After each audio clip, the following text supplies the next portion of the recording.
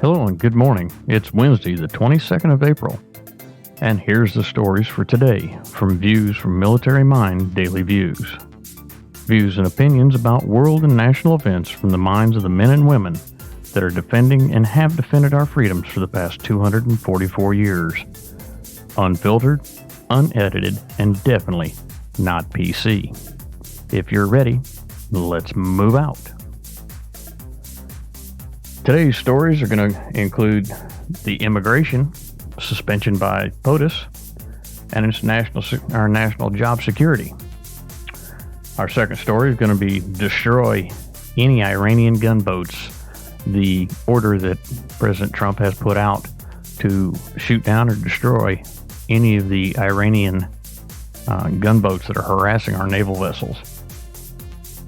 And then we'll get into COVID-19 in the military, what its current cases are in the military, the Theodore Roosevelt, and the National Guard numbers in the states utilizing National Guard. Then we'll get into my views from a military mind, covering the immigration, the destroy order, and COVID in the military.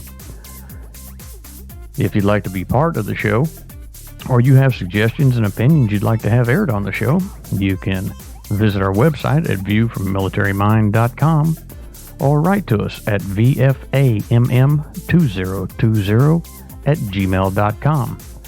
Your opinions and insight are welcome. If you're a veteran, they're definitely welcome. And we invite everyone to participate, not just veterans, but the general public at large. This is your country and your news and your input. Give me your views, your opinions, and we'll get them on the show. Again, that's at viewfrommilitarymind.com or write us at vfamm2020@gmail.com. Or you can visit us on Facebook, YouTube, or Instagram. Also on Twitter. Yeah, that sounded a little English, but we invite your opinions and we would like for everybody to participate. Right after the break, we'll get started.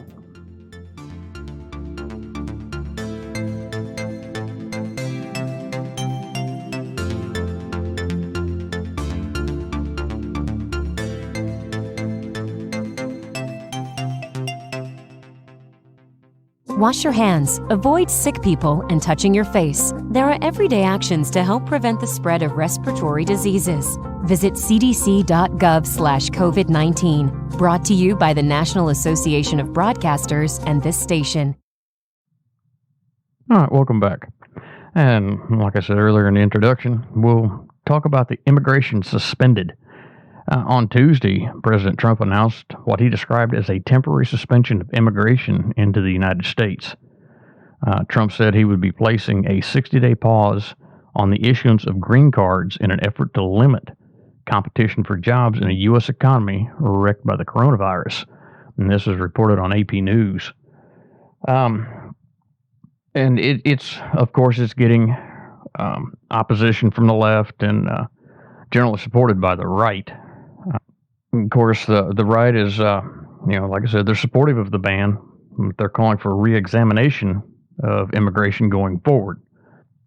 And with that, they're wanting to relook at the immigration laws, see how much we're actually bringing in here, and its impact on the American workforce. How many immigrants do we have taking the places of Americans that can actually do that job also? Now, I know some of the arguments out there are that the American worker has priced himself out of a job, but is that really the reason for it? And there are some instances we've seen in the past, where we've exported jobs out of the country to Japan and China and things like that because of that excuse that corporates have used, that Americans have priced themselves out of the job they needed to save money, and they've made billions and billions of dollars. And now we're here today where we have a lot of immigrants that have come in. Granted, they're well-educated, well-versed in what they're doing. But we also have Americans that are available to do that. You have a lot of young men and women coming out of college that have ungodly college debt, and they're well trained, but they can't get those jobs that we're bringing immigrants in to do. Now, there are some cases, and I'm not sure what those are. Somebody will probably point that out to me. But there's some cases where we just don't have the manpower here in the United States, and we do need to bring qualified immigrants in legally. But for the most part, we're actually taking work away from Americans. And I can agree with President Trump on this one, where we do need to slow down the immigration of professionals and give our people, our young people especially, a chance to get these jobs, to perform in these jobs, to show what they've learned, to show what they're capable of doing. And we know Americans are a very resilient people. Now, of course, the left, they oppose the ban, arguing that immigration is beneficial to the economy and does not harm American workers. I haven't seen any evidence of that. They do harm the American workers, more so than what most people are professing. They say that coronavirus is proving just how much we depend on immigrants. And while they're only 17% of the workforce, they are more than 1 in 4 doctors, nearly half of the nation's taxi drivers and chauffeurs, and a clear majority of farm workers. Okay, that tells me that they have displaced a lot of American workers, taking over these jobs. I personally would rather go to a doctor that was born here, raised here, trained here, no matter what his nationality is. But don't import a doctor from another country on me. I don't want to see that. I don't want that. I want to talk to a doctor that knows about our standards and knows about our health issues within this country and can understand what I say in my language. That's the things I've run into. Now they go on to talk about roughly a third of all nurses in California, New York, and New Jersey are immigrants. Okay. I've talked to some of these nurses that were there in these particular areas. Number one, they can't make enough money to live there. They are taxed to death in these particular areas. And oh, by the way, when you get these immigrant doctors and nurses and things like that in, what I call white-collar professionals, in from another country specifically for these jobs, they're subsidized by our government.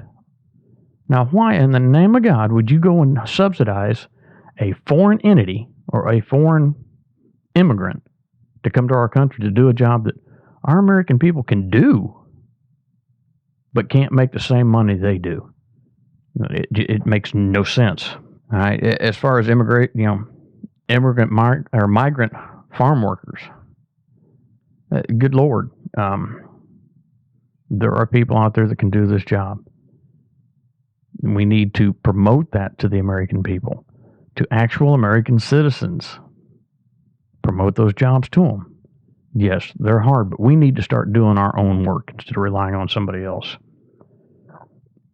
All right, from a national security standpoint,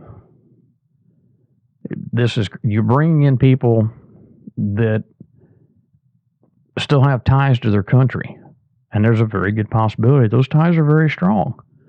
Just look at our political scene. We now have politicians in some of the highest offices in the land that are trying to implement policies from the countries they ran away from, that they immigrated from, trying to implement those into our country. Now, why in the name of God would you come into this country where you wanted to see the American dream, to have our freedoms, to participate in our political system? Why in the name of God would you take and put bad political moves or policies in place that you ran away from? Why would you want to subject the American people to that kind of throat stepping, for lack of a better word? I'm at a loss for words to describe it. It's absolutely insane. I don't want to be under the thumb of some totalitarian law that was developed in, say, Africa or Colombia or any other country that has problems right now. Now, this is not against the people from those countries. For the most part, most human beings, no matter where they're from, are decent people. But these politicians are bringing in what those politicians from foreign countries are doing, trying to bring it here and suppress us and to undermine our freedoms, to undermine our Constitution. So immigration has a national security issue also, besides a national job security issue. We need to get back to America first. Our people that are here, that are legal immigrants, that are natural born, that belong here, that are supposed to be here, need to be taken care of first. This is one thing I learned in the military. When I had a group of men working under me, I took care of them first. I made sure their pay was taken care of, their housing was taken care of, they were fed, and they were protected, and they had the equipment they needed to do their job. Okay? It's the same thing that our politicians need to do today. Stop all this silly immigration that we're doing. Stop with the illegal immigrants.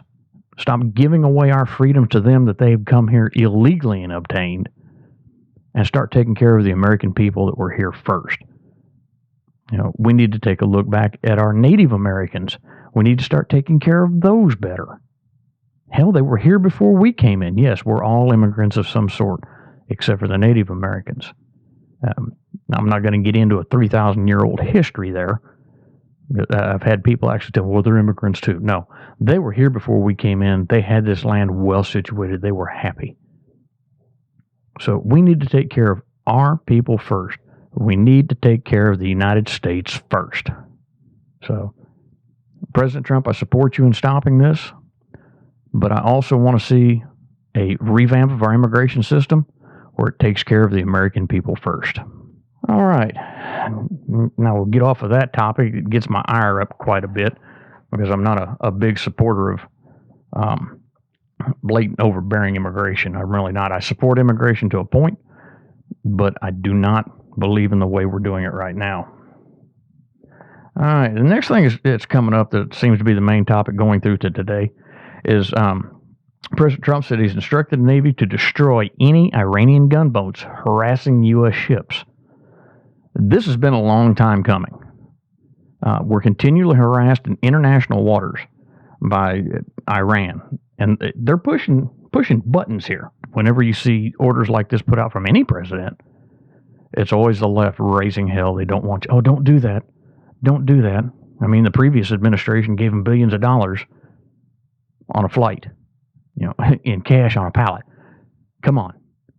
Of course, on the right-hand side, on the conservative side, or on the Republican side, they're kind of iffy about getting into war. And I don't want to go to war with Iran. We've got enough going on with all the deployments we've currently got in all the other different nations, in Syria, Iraq, Afghanistan, Africa. Come on, we're wearing our military personnel out. We need to approach this cautiously. But when we're harassed like that, and some of them, as some of the reports say, passing within 10 feet off the bow of a moving naval vessel, okay, that is intentional interdiction, and it needs to be stopped. Okay. Do we have to worry about an act of war? It depends on how bad Iran wants to push this. They have been a bad actor in that area for so long. It's time basically to pick them up by their collar, smack them on the behind, and say, go home and stop being stupid. When you take out a few of their vessels, it might wake them up. I don't know. We'll see. That's one of those chances you have to take. But I agree with him on this. Iran's claiming that they've gone into their territorial waters. Well, how wide is your territorial waters? Law states are supposed to be 25 miles. These vessels are a whole lot farther out. They're in international waters. So Iran's violating international treaties, and they're violating maritime law, which is accepted worldwide. So, yeah, they stand to really get themselves in a bind. And the Navy reported, the USS Paul Hamilton, the Firebolt, the Sirocco, the Coast Guard cutter Wrangell, as well as cutters Puller and Maui, were involved in exercises out there. And we know full well these exercises are advanced, or are advertised well in advance. People are advised of them. But Iran chose to go out there and go ahead and start playing games with them hide and seek, cat and mouse, and they don't think anything's going to be done to them. Well, President Trump has put it out there that, you're going to suffer the consequences now. There's no sense. It's just like having a Somali pirate out there. The only thing they don't do is board. And we've had that happen before, too, where Iranian Republican Guard has boarded up one of our vessels. So let's not give them the chance to do that again. Again, here we're going. Let's take care of our people instead of playing nicey, patsy all the damn time, and letting Iran get away with this. We don't let other people get away with it very often. So why are we turning a blind eye to Iran? Of course, our U.S. crews responded by issuing multiple warnings via radio, to include the 5 short blasts on the ship's horns, and long-range acoustic noisemaker devices, but didn't get any response from Iranians. They ignored them, basically. To some point, these vessels' commanders have, certain leeway and certain authority to do what they need to do, but they have constraints on them. So President Trump's going to take those constraints off. And what they don't also realize that if they miscalculate or they have an engine failure in front of one of these big vessels, it doesn't stop in 5 foot there, Bubba. It will run you over like a pancake in the street and turn you into mush. You have those big propellers, or as they call them, wheels, underneath there that are in excess of 20 foot in diameter or more. You're going to come out looking like ground meat with fiberglass insert. So they need to stop what they're doing. And I agree with President Trump. We need to start showing our military force and strength and put a stop to them. All right, the next thing we'll get into is COVID-19 in the military, what our current case numbers are. We'll talk about the USS Theodore Roosevelt and get the Guard numbers and states that are utilizing the National Guard. The current COVID-19 count, current number of confirmed cases of COVID-19 among U.S. military members, DoD civilian employees, contractors, and dependents, is 5,575 as of yesterday, Tuesday, the 21st of April. An increase of 88 cases. Of those, 1,483 have recovered. 245 are in the hospital. And the death toll remains at 22. This is across our military as a whole. Now, of course, a few of them are the soldiers themselves. There's no breakdown that I have right now between all these specific groups. The majority of the Navy's coronavirus cases are among the crew of the aircraft carrier USS Theodore Roosevelt, and it's currently docked in Guam. Now, according to the Navy's latest update, 710 of the sailors from the ship have tested positive, and 3,872 have tested negative. Now, that's a good number. That's really good. Now, of the 710, 42 of those sailors are exhibiting symptoms, and 9 of those are hospitalized, though none of them are in intensive care at this time. So, and of the ship's 4,865 crew, 4,158 have been moved ashore. So you still have some on board the vessel that are being taken care of there and being looked at and waiting to be moved onto shore in Guam. So, I hope for the best for them. Our thoughts and prayers are with them. And I hope their former captain gets reinstated. We're still looking at that issue and that case as it goes along. There's been no word on that. Captain Crozier did what he needed to do to take care of those sailors, and now they're getting that care. And we see now there was a significant issue and a very good reason for him doing what he did. And the former secretary knee-jerked, overreacted. I guess he felt he was being undermined. Well, in this case, Bubba, you should have been. You did something stupid by relieving him.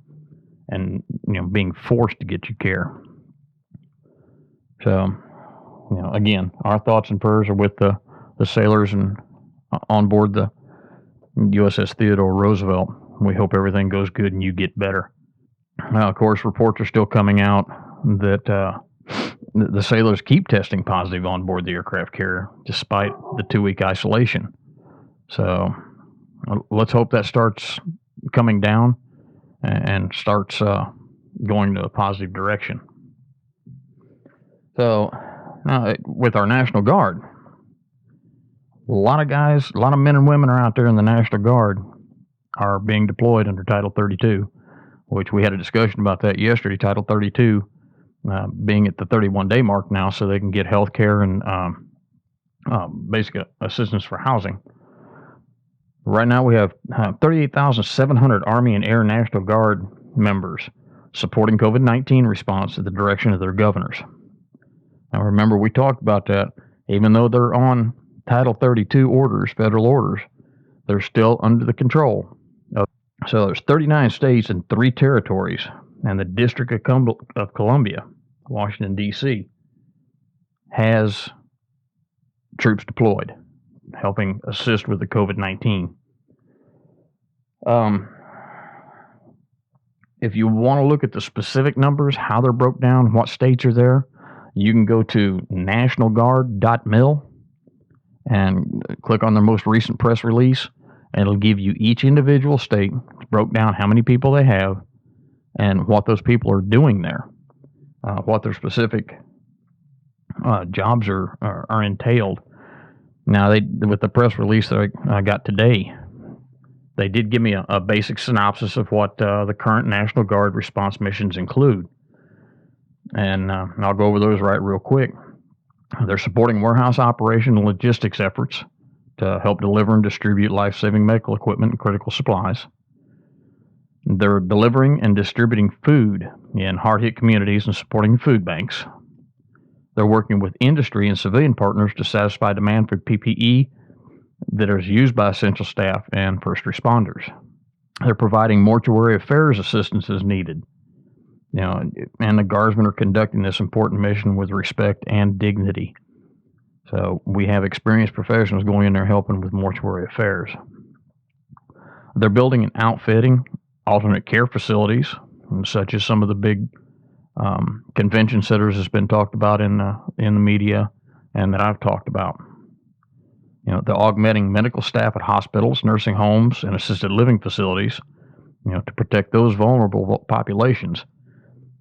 The Guard and the Reserves have an outstanding group of medical professionals that are members of the Guard and Reserves. So it's good to get them into an area and start working, utilizing their skills and abilities. They're providing full-time 24-hour state emergency operations center staffing to synchronize Guard efforts with local and state mission partners and to plan and execute an effective response.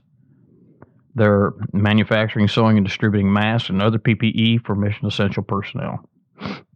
They're providing time-saving support to local law enforcement and freeing officers to perform their duties in the communities they serve. So they're in there doing things such as dispatch and administrative operations and helping them get some of their intelligence taken care of. They're not doing law enforcement activities that I'm aware of at this time. So, and don't start misconstruing it and say, oh, they're out there policing. No, they're not. It has not been reported, and that's not the intent. So don't go there. They do provide traffic control support. They're helping manage foot traffic in public spaces and community shelters. So they're staying within the areas that they're operating in, providing those control efforts there. They're manning call centers to be knowledgeable and have a calming voice, providing vital PPE training and delivery to first responders. They're conducting force health protection assessments to ensure our Guardsmen are cared for. They've got mobile testing and sample delivery, and providing support and symptom screening to testing facilities and passenger terminals, and disinfecting facilities, crucial to the bottom line mission of saving lives. So they're out there doing a lot of job. They're freeing up other essential people, other essential civilians, so they can do their job.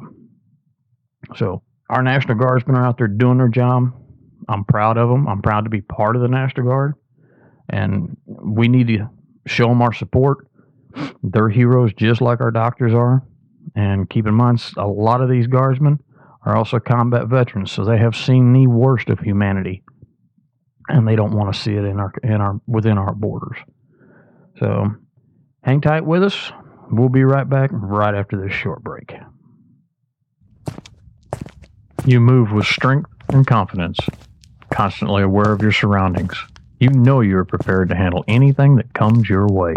You have the training and the discipline. You think street, you practice the art, and you train in the sport. You are part of Combat Base Mississippi.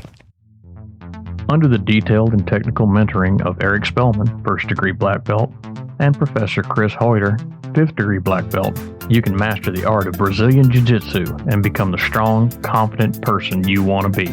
Located at 3341 Highway 49 South in Florence, Mississippi, Eric can teach you and hone your skills in the art of Brazilian Jiu-Jitsu. Give Eric a call at 601-316-3987 and find your path to strength and confidence.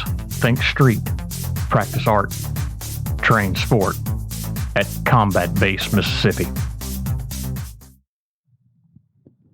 All right, we're back. Time for our last little segment. This is my view from my military mind. Over the immigration, the shoot down and destroy order by the president, COVID-19 in the military. As I said earlier in an earlier segment, we always take care of our own first. With immigration, we take care of the American people first, make sure they've got the jobs they need. May not always be what they want, but when you've got to work and provide for your family and your household and pay the bills and things like that, you need to be provided what you need. My troops in the field not necessarily got what they wanted, but they did get what they needed. They had a place to live or to sleep. They had food. They had the supplies and the equipment that they needed. They had the direction they needed to perform their mission. Okay. We need to apply this standard, and we do for the most part, but we need to apply this standard for the American people. To make sure they have a way to earn a living, to provide those items they need, a roof over their head, food on their table, finances to be able to take care of their bills, and to have some money to start setting aside, because eventually most Americans are going to retire. At least that's our goal as we get older. So to do that, we need to make sure those jobs and those places to live are available to American citizens first. When you start dragging immigrants from all over the place and allowing illegal immigrants to just stay, you're now denying the American people their basic constitutional rights. Freedom of speech, freedom of religion, freedom of the right to pursue happiness. Why do we want to do that? That's absolutely insane. Provide for them first. Same way with the destroy order that President Trump put out. We need to give our troops that ability to protect themselves, to be able to provide the protections to our country and our allies by stopping bad actors such as Iran. Don't tie their hands. We saw that happen in Iraq and Afghanistan. They tied our hands with ignorant rules of engagement, where you had to call back to so many levels of higher headquarters to shoot back to protect yourself. And we lost a lot of men and women that way. Okay. Let's not let that happen out here on the maritime waters, because when we lose a vessel out there, we're not getting it back. And our COVID-19 and our military response, they're doing a great job out there helping. We still have a few folks out there that are scared to death and they're promoting this conspiracy theory that we're going under martial law. No, we're not. That is Joe Blow from down the street, Joe Snuffy from next door, and Sally Help Me Out from the next block over. Your neighbors that are in the Guard that are helping you out. So let's support them and help them help you. That's what they're there for. Let's make sure they have the tools and the protections that they need to continue to perform their duties. Make sure that they're paid. Again, take care of the American people first. Let's stop worrying about all these people that haven't come into the country yet trying to get here. Stop letting illegals in and taking all of our benefits and things of that nature away. Start taking care of America first. So, now that's my opinions. That's my thought on that. I hope everybody has a great day. Protect yourself and follow the guidelines put out by the CDC and healthcare professionals. So until tomorrow, this is Terry Mills, your host of View from Military Mind Daily Views. God bless you. God bless our troops. And God bless America. We'll see you tomorrow. This has been a Valkyrie Productions podcast. Copyright 2020. You can find us at viewfrommilitarymind.com and write us at vfamm2020@gmail.com. Thank you for joining us, and join us again tomorrow for View from Military Mind Daily Views.